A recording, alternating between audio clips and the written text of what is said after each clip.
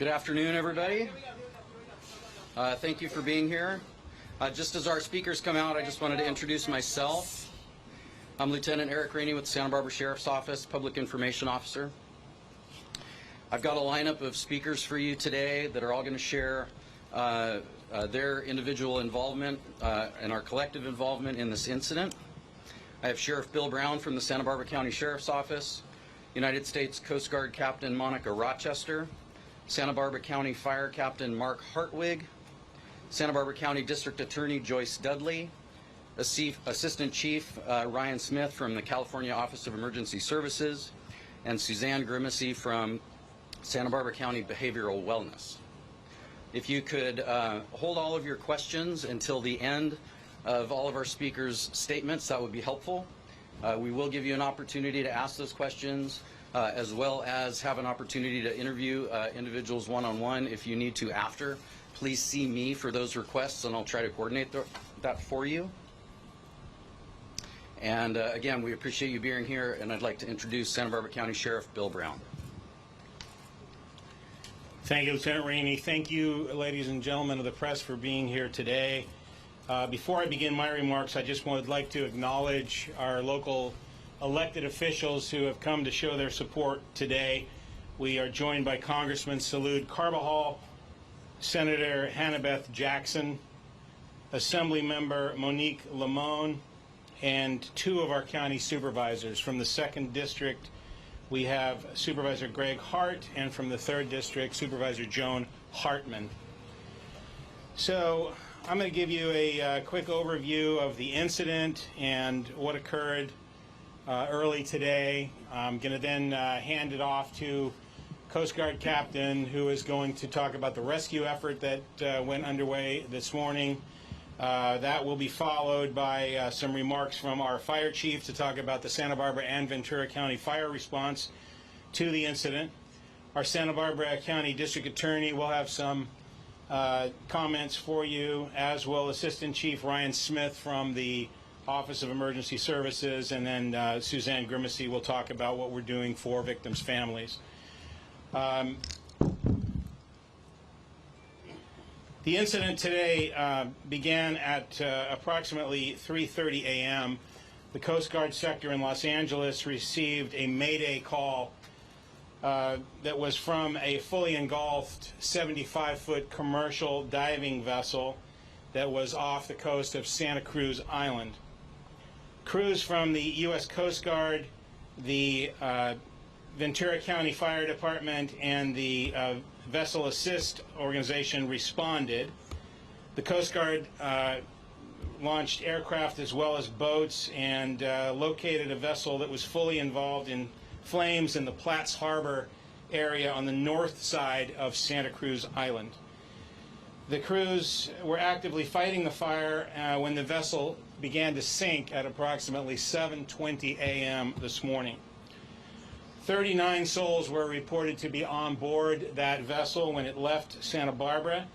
5 victims were subsequently rescued and during the initial response and have been transported to Ventura Harbor.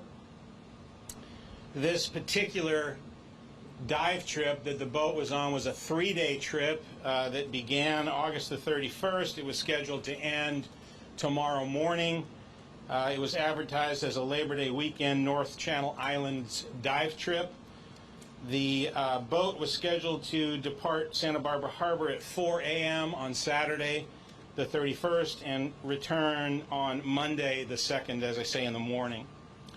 The dive company chartered the boat and the crew from Truth Aquatics, a Santa Barbara harbor-based operation that has been in existence since 1974.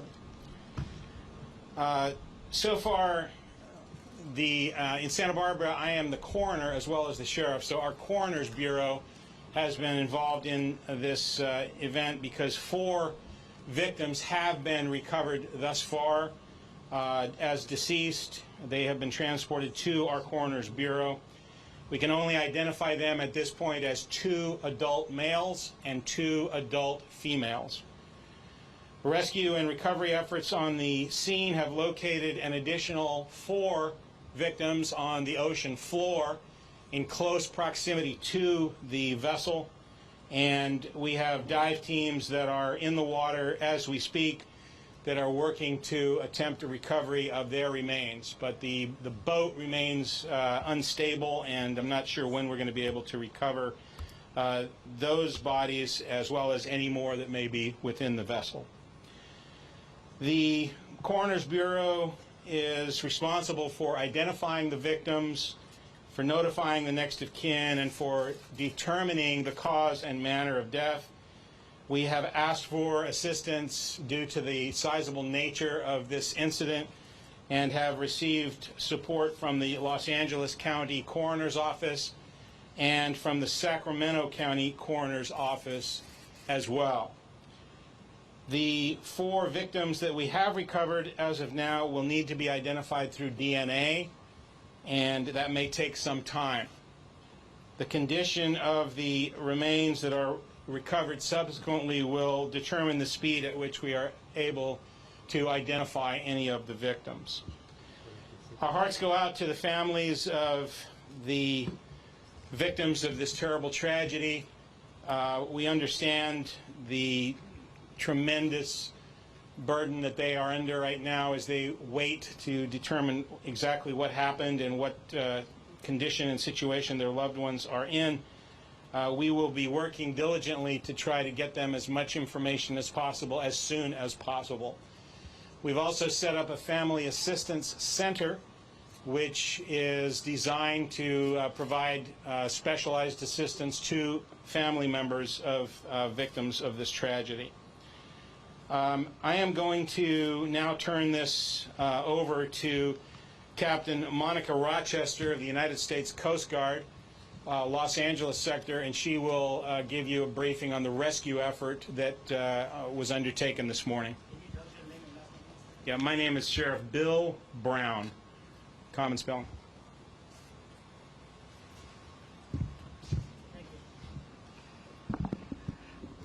Good afternoon. I'm Captain Monica Rochester, Captain of the Port for Coast Guard Sector Los Angeles, Long Beach. We have been fully involved with this incident since 3:30 a.m. We continue to have Coast Guard vessels continue our search and rescue efforts along the shorelines of Santa Cruz Island. We also have our Coast Guard aircraft that is also engaged in providing cover to ensure that we have the full swath or full breadth of the area to be searched.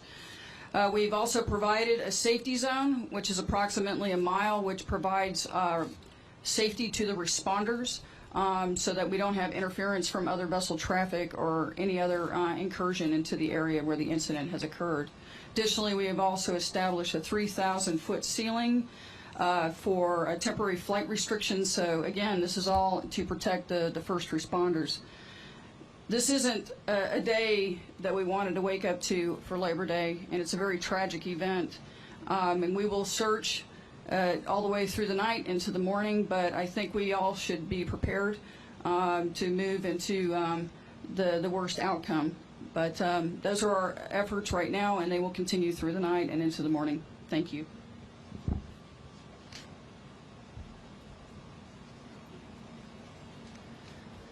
Good afternoon, Mark Hartwig, Hartwig. I'm the County Fire Chief and County Fire Warden for the County of Santa Barbara. I want to start by telling you that the hearts of this community are heavy as the families deal with this. For representing those in the water and on the ground and those that are supporting this incident today and into the future, we are saddened with the families and those that are close to the folks affected by this tragedy. From the fire side, we were, shortly after the May Day, the PSAP in Ventura County was notified by the Coast Guard. That initiated an immediate response, as you believe heard this morning from Ventura County Fire Department out of Oxnard. They responded with 2 fireboats. Upon arrival at the scene of the incident, they encountered a fully involved wooden vessel in the waters off of Santa Cruz Island. They began to extinguish the flames and then notified the county fire department here in Santa Barbara. We continue, the county fire department continues today. We will offer our expertise in investigations on cause and origin, along with the team from the sheriff, Sheriff Bill Brown's office, and then we'll also provide incident support throughout this incident. Thank you.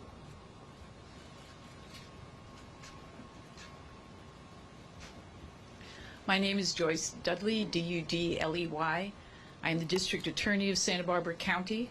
I represent the people of Santa Barbara County, and on behalf of the people of Santa Barbara County, I want them to understand, and everyone to understand, how much we understand what everyone is suffering from as a result of this. People all over the world, and we appreciate those thoughts. And our primary concern are the victims and their loved ones, and we will continue to address their concerns as quickly as we can.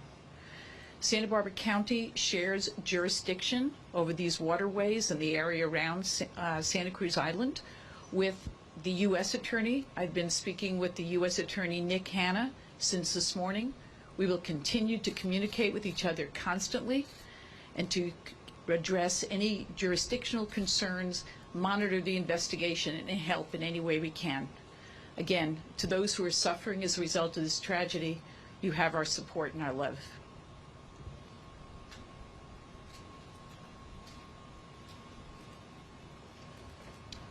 Ryan Smith, Assistant Chief, Governor's Office of Emergency Services, Law Enforcement Branch. On behalf of the Governor's Office of Emergency Services, we send our condolences to the victims and the families. Please know the thoughts of our entire state are with you during this tragic incident. Early this morning, the state's California Master Mutual Aid Plan was activated, resulting in multiple law enforcement, search and rescue, and coroner's resources being immediately dispatched to Santa Barbara to assist with the local and federal resources actively engaged in this incident. As this incident continues, we remain committed to ongoing collaboration with our local, state, and federal resources to respond to this tragic incident and fully support them in their ongoing efforts. This is a very complex, tragic, and sensitive incident requiring various resources and specialized training. Highly trained public safety personnel from throughout the state are on scene and engaged with our local partners and will remain committed throughout the response as well as into recovery operations. And I just want to reiterate our thoughts and prayers for the victims of this tragic incident, their families, and the Santa Barbara community as a whole.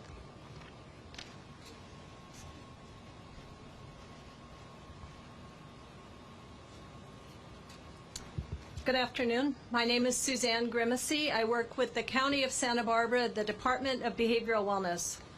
Today is Labor Day.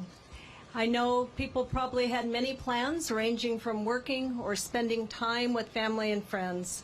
I'm sure nobody planned to have their day spent the way it is now and waking up to the news that we received. We have a family assistance center that is set up at Warren Hall at Earl Warren Showground. The Family Assistance Center will be open through 9 p.m. tonight, open again at 9 a.m. tomorrow. We plan to stay open through Thursday, but really to stay open as long as is needed.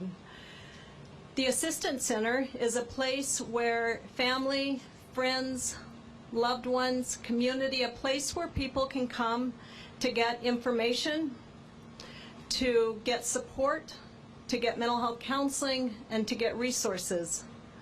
The center is staffed by the county's Department of Behavioral Wellness for mental health counseling.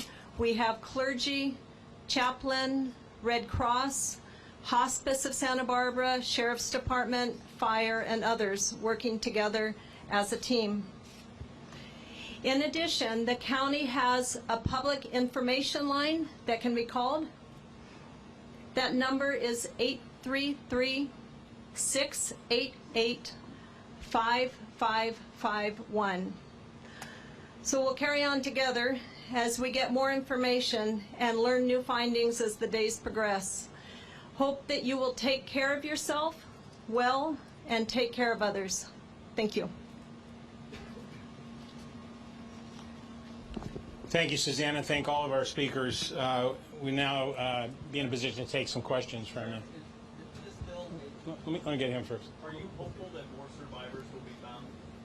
Well, we're always hopeful that there would be more survivors found, and the search and rescue operation continues today and will through tomorrow morning, doing everything that we can to try to see if anyone could have survived this. I'm sorry, I couldn't hear you. Yeah, I don't know that there is a black box on a vessel like this, and I couldn't answer that question for you. A clarification on the timeline. You said that the trip is supposed to end tomorrow? Or Correct. today? Tomorrow morning it was supposed to end. Tuesday morning.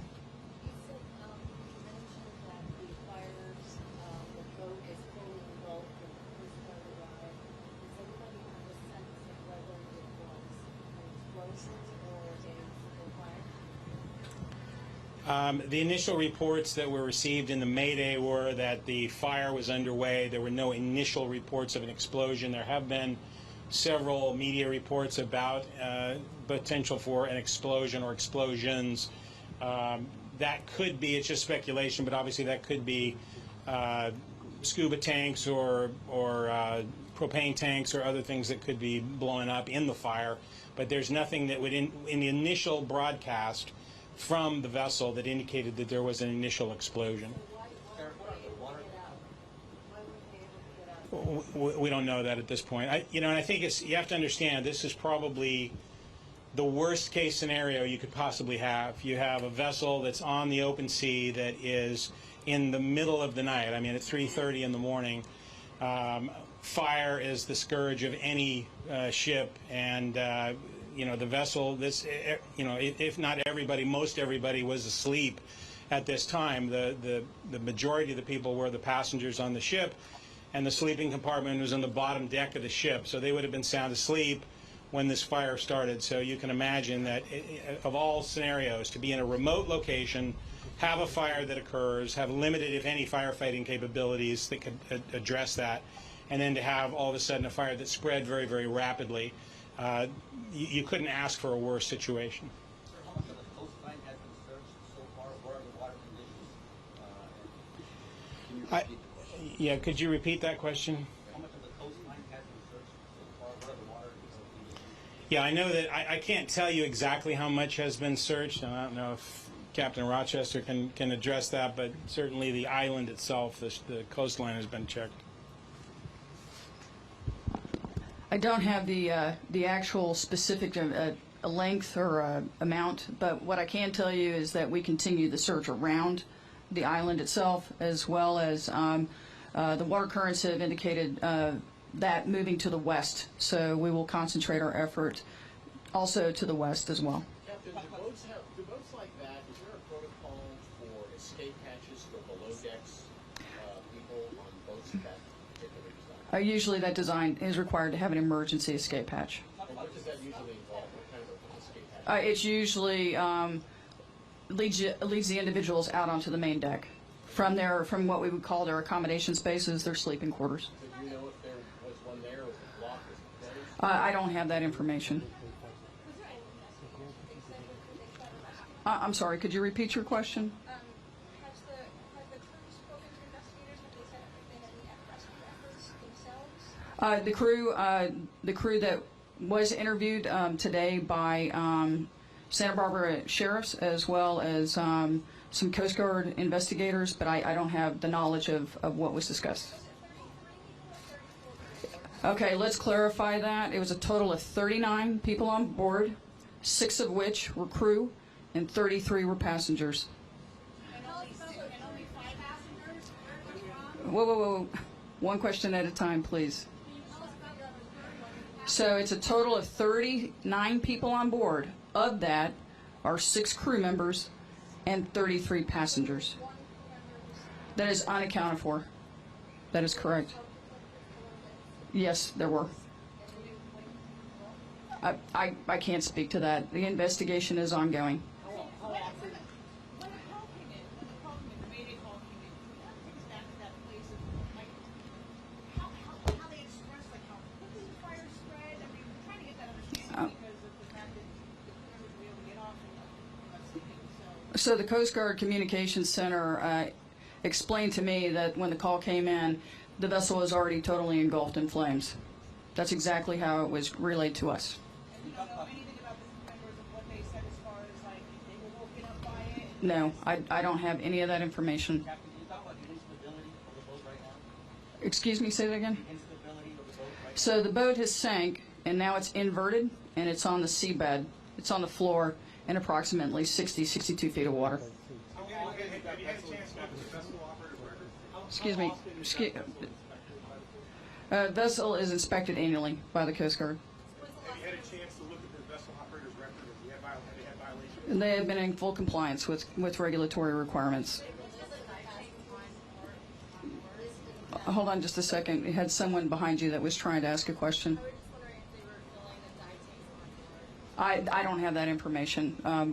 That will come out probably through an investigation. The Coast Guard itself will launch what we call a formal Marine Board of Inquiry. So there will be a team of Coast Guard folks that will come out and commence that process.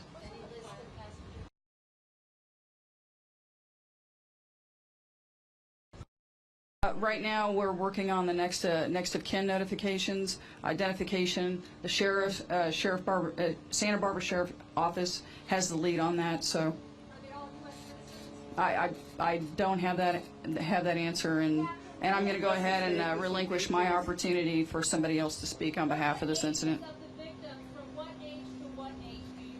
I don't have that information, but we certainly, we can, if you want to meet with our public affairs folks, we will certainly provide that information to you as best as we can. Thank you very much. The question was, is the vessel going to stay at its location or will it be towed in? We're under discussion right now as to how that's going to be handled and what condition the vessel is in, if it could be towed without breaking apart, and whether it should be examined on site versus brought onto shore. So that'll be something that the experts will be dealing with and making recommendations for as we go forward. Where might that be? If it were to be towed on the shore? We don't have a location for that yet. So it was a group. It was billed as a Labor Day trip. I don't believe that they were all from one group. I think there were people from all around Southern California and perhaps further who were dive enthusiasts who just got on this boat, much like you would get on a fishing boat, where you'd have a few people that you might know, but the rest of the people you wouldn't know, and it's that type of operation.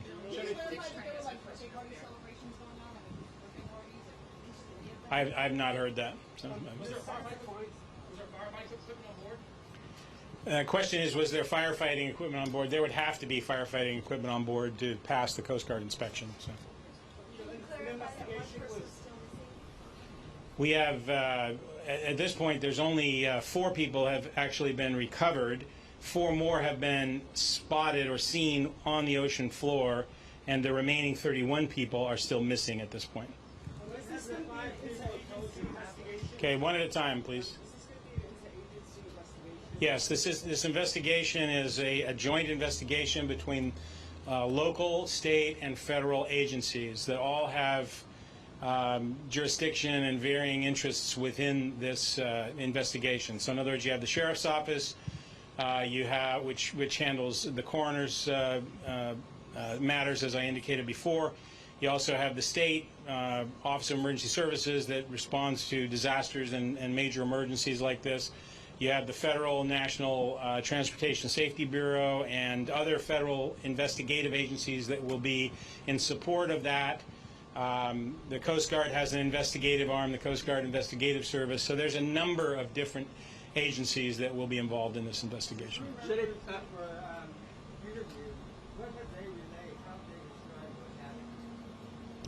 I don't have that information, Nick. The question was, what has the crew relayed or conveyed? The only information that I've got is that we do have some statements from them that the investigators are looking at. We also have the gist of what the initial Mayday call was. Other than that, we don't have any details at this point. The boat is unstable. What it has to be done for allow rescue divers to go inside the vessel? Yeah, I don't know that I can answer that question. Is that the boat's unstable, what has to be done? before rescue divers can go down there. It's only unstable from the standpoint that it's upside down in relatively shallow water with receding tides that are moving it around, essentially. So at some point they're going to have to make a determination of when the best time is to actually either refloat that vessel and attempt to recover anyone who may be inside, or to try to make the recovery while it's still on the ocean floor. There are 39 souls on board, and 5 are recovered alive, and 8 have been found deceased, 7 26 missing. Well, correct. There's the 4. Just to clarify, we have 4 actual bodies that have been delivered to our coroner's bureau.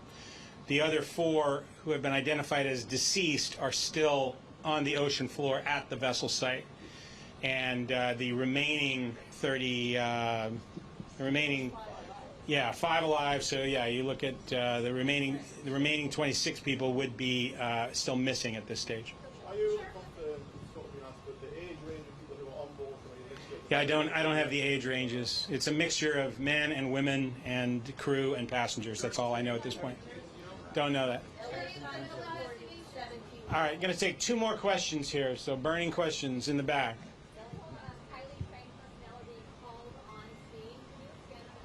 So the salvage operation to get the vessel refloated and examined is one that obviously calls for a tremendous amount of expertise.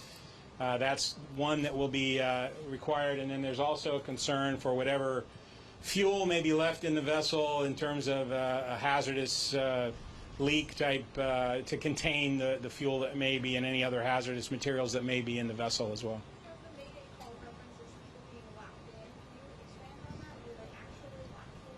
That I don't have that information at all. So. I didn't hear that. No, I heard the question, but that. Yeah, we have that is not information that's made its way to us. Well, there's an investigation to determine if there was any criminal activity, but we have no reason to suspect that there was at this point. But we are going to make sure that that's not the case. So that's why we'll be conducting it. Don't have that information for you. Thank you, ladies and gentlemen.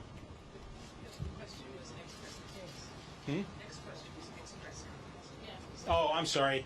We will be holding another press conference tomorrow morning at 10 o'clock, 10 a.m., same location, right here, at 10 o'clock. Thank you.